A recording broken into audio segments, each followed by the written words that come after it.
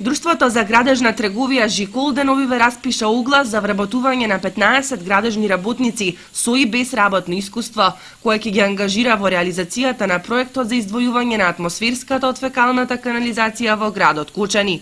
Иако се работи за вработување на одредено време, сепак факт е дека проектите отвораат нови работни места, што е мощно значајно особено во Кочани, каде проблемот со невработеноста е актуелен повеќе години наназад. Инаку армијата невработени шансата за вработување ја гледа и во огласите и амбициозните планови на странските инвеститори, пред се Амфенол и Антура, кои како ќе се одвива проширувањето на капацитетите, така ќе отвораат нови работни места. Деновиве оглас за вработување објави и германскиот инвеститор Меристем Тоби.